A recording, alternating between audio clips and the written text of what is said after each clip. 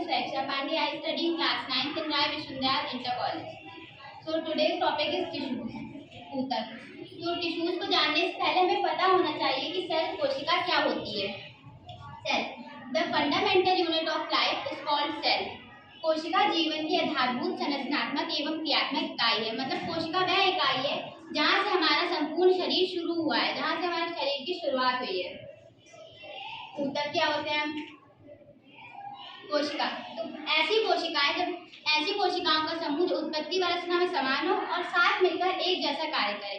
मतलब ऐसी कोशिकाएं जब मिलती हैं जो उत्पत्ति और रचना में भी समान हो और वो साथ मिलकर बॉडी के एक फंक्शन को करें, तब वो एक टिश्यू यानी ऊतक का निर्माण करती है.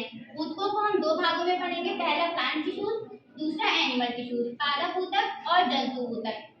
सबसे पहले हम पढ़ेंगे प्लांट टिश्यूज. प्लांट टिश्यूज तीन टाइप के होते हैं. There are 3 types of plant tissues.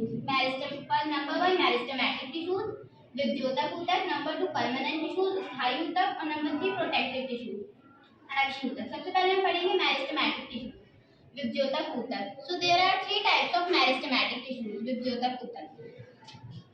Apical meristem, lateral meristem and intercalary meristem. सबसे पहले हम पढ़ेंगे apical meristem.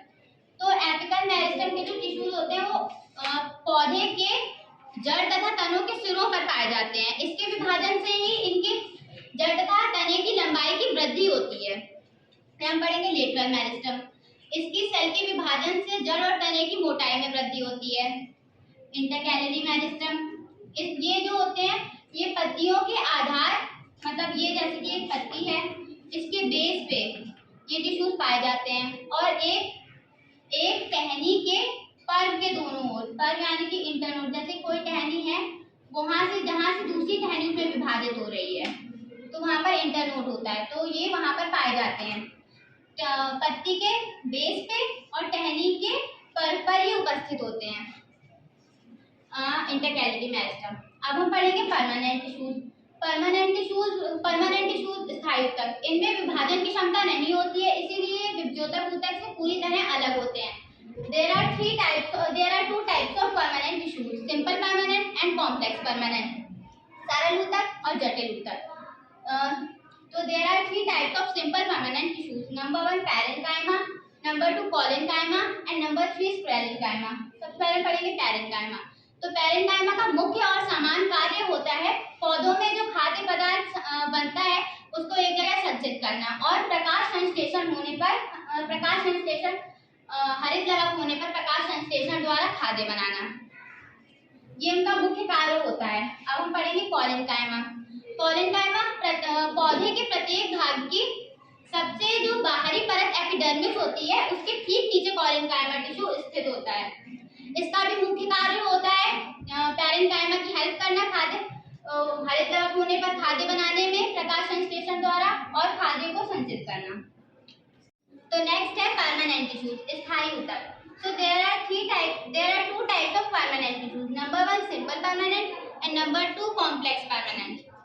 So simple permanent, there are 3 types of simple permanent, parenchyma, collenchyma and sclerenchyma. तो parenchyma, सबसे पहले पैरेन्काइमा का मुख्य और समान कार्य होता है पादप द्वारा बनाए गए सभी खाद्य पदार्थों को संचित करना और हरित लवक होने पर प्रकाश संश्लेषण द्वारा खाद्य बनाना. कॉलेनकाइमा जो होता है इसका भी मुख्य कार्य यही होता है कि हरित लवक होने पर प्रकाश संश्लेषण करने में पैरेन्काइमा की हेल्प करना. स्क्लेरेन्काइमा का मुख्य कार्य होता है पौधे को दृढ़ता तथा यांत्रिक शक्ति प्रदान करना. Simple permanent. अब हम पढ़ेंगे कॉम्प्लेक्स परमानेंट टिश्यूज. तो कॉम्प्लेक्स परमानेंट टिश्यूज जो होते हैं वो 2 टाइप के होते हैं. There are 2 types of complex permanent tissues. Number 1 xylem और नंबर 2 फ्लोएम. जाइलम जो होता है वो रूट्स द्वारा जो भी पानी और खनिज लवणों के घोल होते हैं उसको पौधे के प्रत्येक भाग तक पहुंचाता है. और फ्लोएम जो होता है वो पत्ती द्वारा प्रकाश संश्लेषण में बनाए गए खाद्य को नीचे पूरी जड़ों तक पहुंचाता है. हमारा है प्रोटेक्टिव टिश्यूज. तो जो प्रोटेक्टिव टिश्यूज होते हैं वो सभी पादप के अंदर के जितने भी ऊतक होते हैं उन सभी की रक्षा करता है. तो प्रोटेक्टिव टिश्यूज जो होता है पादप की बाहरी लेयर में पाया जाता है. तो अभी हमने पढ़ा है प्लांट्स में टिश्यूज. अब हम पढ़ेंगे एनिमल में टिश्यूज. तो there are 4 types of animal tissues. Number 1 epithelial tissues, number 2 connective tissues और नंबर 3 मस्कुलर टिश्यूज और number number 4 nervous tissues. Epithelial tissues जो पौधों की बाहरी स्किन में पाए जाते हैं, कनेक्टिव टिश्यूज जो उन टिश्यूज को कनेक्ट रखते हैं, मस्कुलर टिश्यूज जो मसल्स में पाए जाते हैं और नर्वस टिश्यूज जो नर्वस सिस्टम में पाए जाते हैं। तो इसके बारे में डिटेल्स में मैं आपको नेक्स्ट वीडियो में बताऊंगी। टाइम शॉर्ट होने के कारण मैं आपको नहीं बता पाई। Thank you.